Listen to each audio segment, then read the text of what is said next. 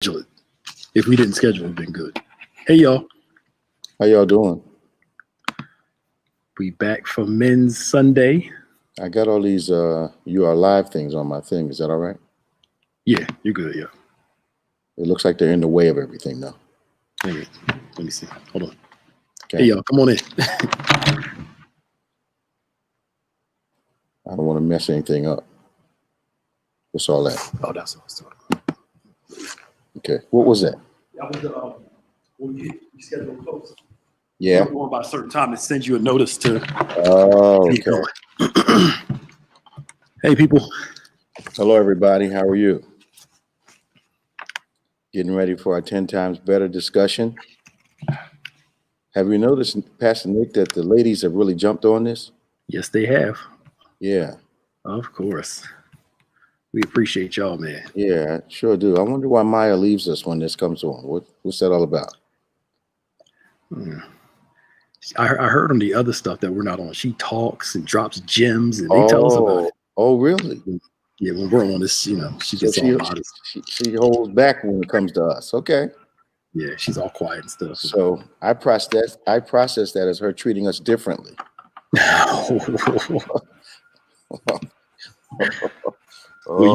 Yeah, and you notice on Friday she was quiet most of the. Yeah, I was really surprised. Mm-hmm. But did you notice her and Jody were quiet? Yep. The guys chimed in, but the ladies, I had to kind of draw them into the conversation. Yeah, and the other time, I need to communicate. I need to talk. Yeah, I know. I don't know what that was. Hey, what's up? Hey, Donna. How y'all doing? Kathleen, Tasha. Hey, Terry. Everybody good this evening? Yeah. Yeah, drive-through was good yesterday. Yeah, it worked out, didn't it? Yeah. When did you see it? Today? I watched it today, yeah. Hey, you left you wasn't here when it was on. I got here on the tail end because I got out early. Mm-hmm. So you saw the tail end and said it worked out okay? You ain't even No, I watched it this morning. I caught the tail end yesterday. I watched it this morning. But I was cleaning the fish tank this morning, 8 o'clock started, because I got so caught up in what you was talking about. I spilled water on the ground. I wasn't paying attention because I'm sitting there listening. I was like, "That's good." I was like, "Yeah." Whole different look. Yeah, it was really good. Yeah, I'm glad everybody enjoyed it. Seemed like we got a lot of comments. Yep. Hundreds of them. Yep. Yeah. Sometimes I don't know how to answer some of them though. Oh yeah, true. Yeah. People are looking for substance. Hype is not going. It's only lasting so long during the season. Well, we've never had a substance issue. Right. Exactly. Yeah. Exactly. All right, y'all. We're getting ready for 10 times better at 6 o'clock. Yeah. We just want to come on and chat with y'all, and we want you to ask your questions. And Sonia, Donna, Sandra, how you doing? Get these questions. Now, the series, of course, is about the young men, the Hebrew boys, and how God had gifted them with wisdom and understanding very early in life. In addition to that, Daniel was gifted with that whole dreams and visions type of gift, and talks about how when Nebuchadnezzar looked out among the kingdom, he found those anointed individuals 10 times better than anyone else in the kingdom. So from that comes the theme. Yeah. And we are seeing, what do we have to do? What do we have to be men that are 10 times better? Yep. And not so much because of the world standards, but because of God's standards that will make us 10 times better. So we talked about a man having to be promotable, and a problem solver, a man that does not bring drama into his context, but brings answers with him. Mm-hmm. A man whose presence is an encouragement to those that love him. Yep. I always say that when a man walks in the room, security ought to walk in, not, oh no, here he comes.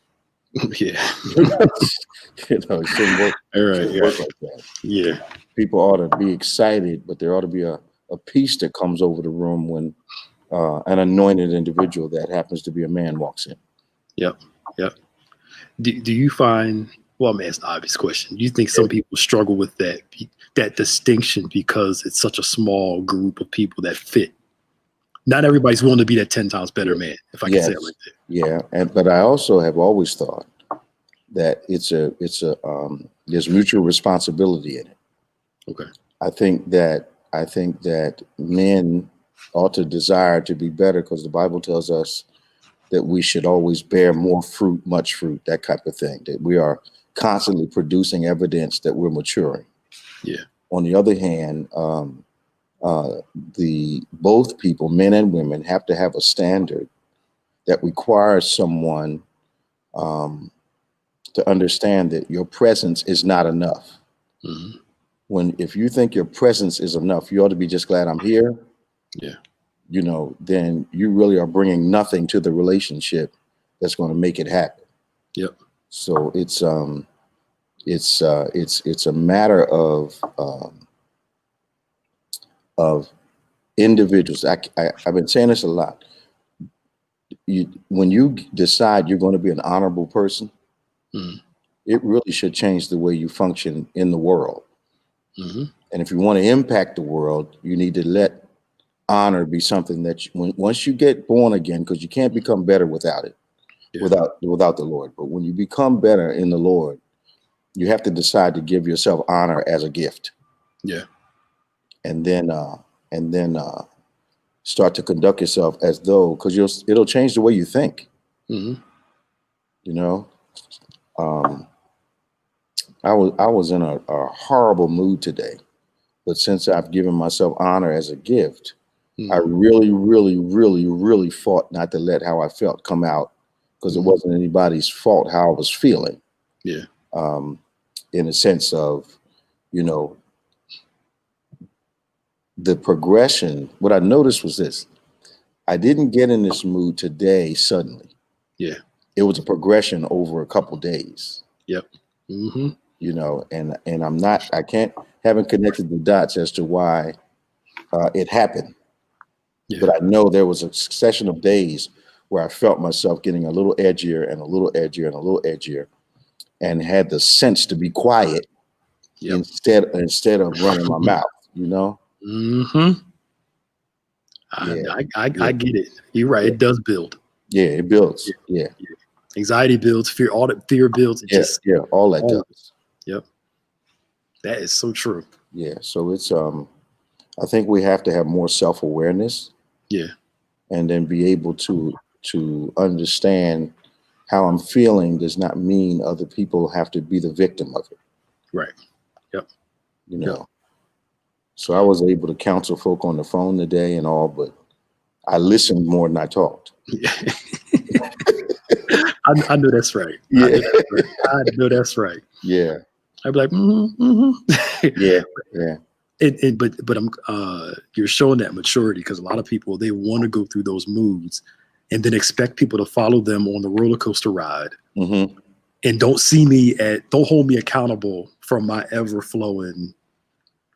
I kind of think that your character is not shown until you come to the off days, until you've had some crisis. What's that we used to say? Crisis reveals character. Yes. Yep. Yeah. I was watching some show, and he was playing, the guy was playing the victim. I'm like, bruh, how you doing this over here? And then mad that people see you that way. Well, it's crazy. Everybody has a right to a bad day or a bad moment, but if it's a consistent pattern, and that thing we were talking about before we went on, you can forgive what someone says to you. You can forgive most of the time what someone does to you. But me and Deacon White were talking about today, you don't forget what someone said, what someone did causes you to feel. Yeah. You can forgive everything, but it's just hard to get over the feeling that was given. Absolutely. So it's something that I believe we put God through. Mm. You know, because he chooses not to bring something up, it doesn't mean he doesn't remember. Yep. Because in his mindset, his forgetting is I'm not putting it in your face. Yeah. But he's God, so he can't forget it. Mm. So the thing that must last is the way we make him feel. Yeah. Maybe that's where that grieve the Holy Ghost comes from. Yeah. Yeah. The Holy Ghost has feelings. Yeah. Yeah, because the grieving is the feeling that God gets when we do something. Yeah. Okay, I just answered my own question. Yeah. There you go. Yeah. All right. Yeah. Yeah. Yeah. Yeah. It's the disturbance that he feels. Yeah. Yeah. Even though he's forgiven us. Even though. Yep. Yeah.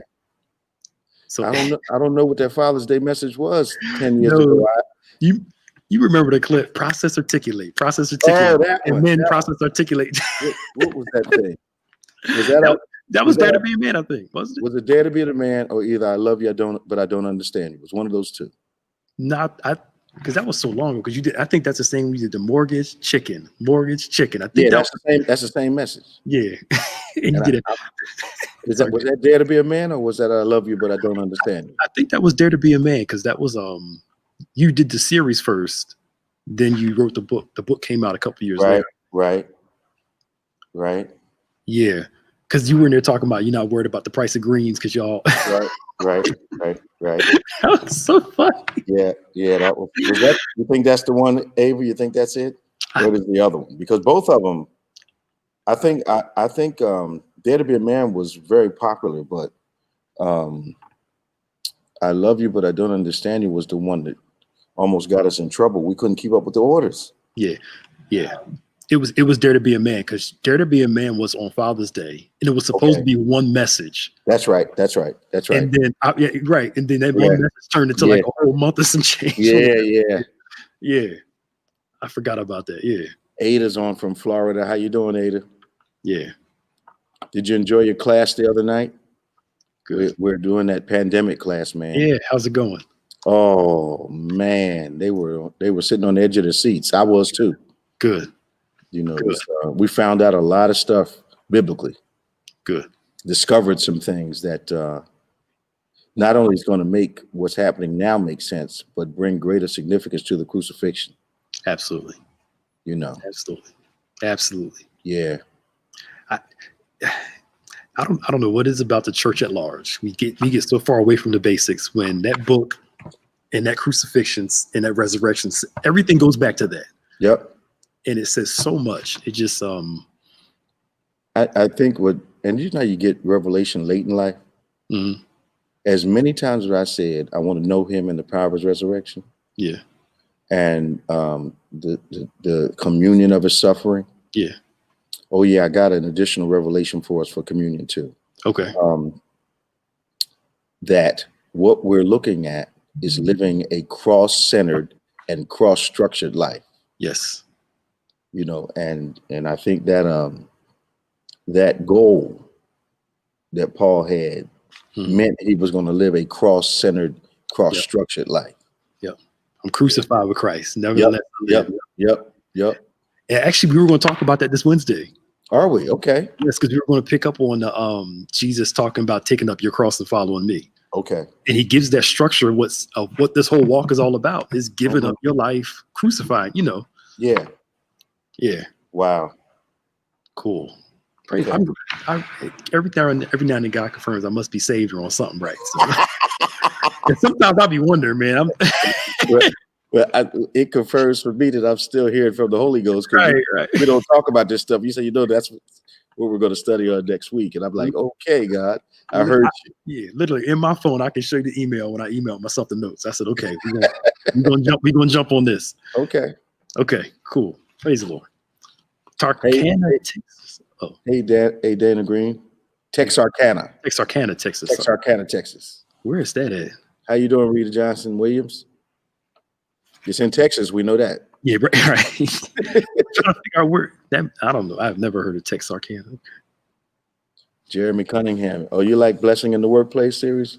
Yeah. It's still working, man. Yep. Yeah.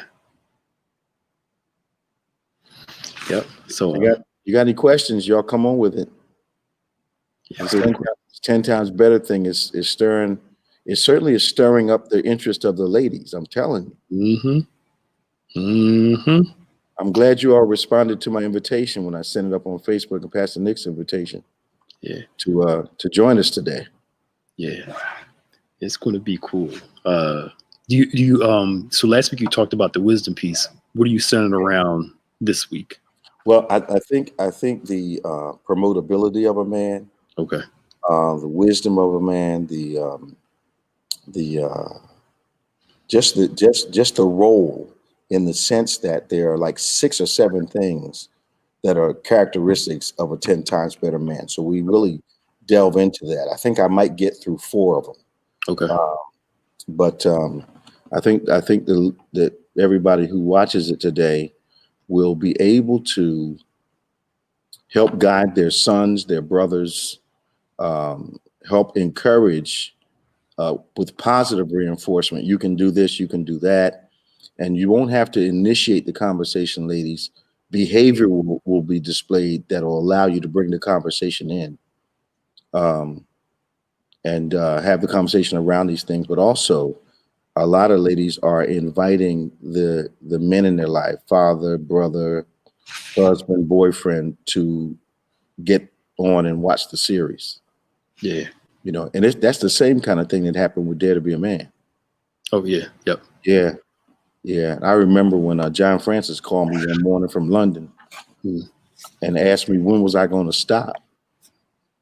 And I'm like, why? What's wrong? Yeah. He said, you're making me late to church every Sunday. He said, you know, we didn't have on demand back then, I don't think. Yeah, no, not then. Yeah, so you had to you had to get it when you got it, you know. And John he would sit down on the edge of his bed and watch it in the morning. When he looked up, he was half an hour late for church.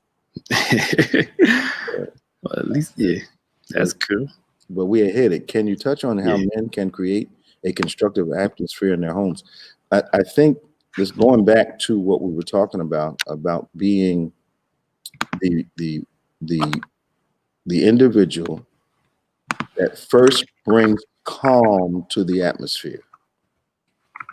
So I think the way you bring calm to the atmosphere is a positive predictability, because that predictability will produce security in your house, and it will also produce confidence in those that are related to you.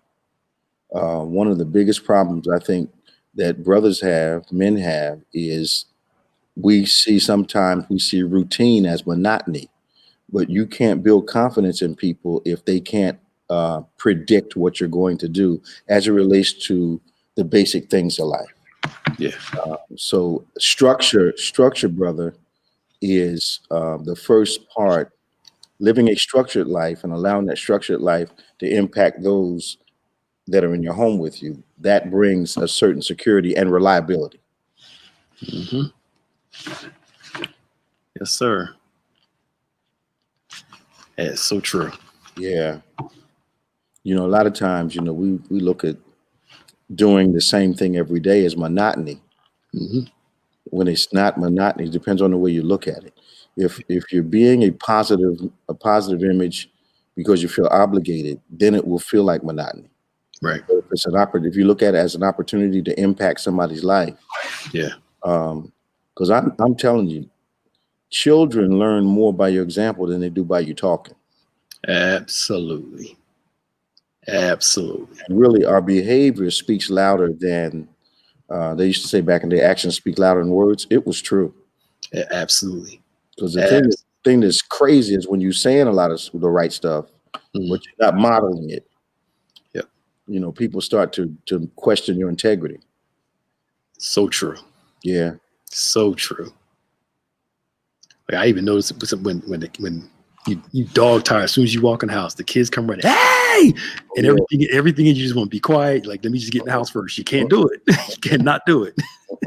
You can't do it, because then they'll start going off like this.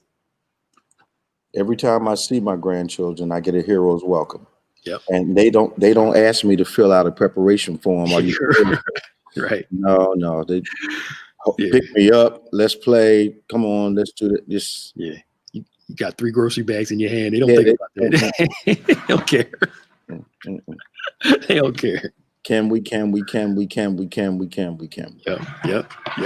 So, But that consistency is real, man. Brother Cunning, Jeremy said he shared it with his men's group, his small men's group. Good. And Good. Are the guys on today, Jeremy? Okay. All right, We got a little time. We got a little time, don't we? We got 2 minutes actually. Actually, 2 minutes. Come on. Yeah, we gotta get off 5 of you. One more question. Yeah. Hey, That's Stacey. good. Yeah. Y'all share, start, you especially those of you that watch on Facebook, start a watch party. Yeah.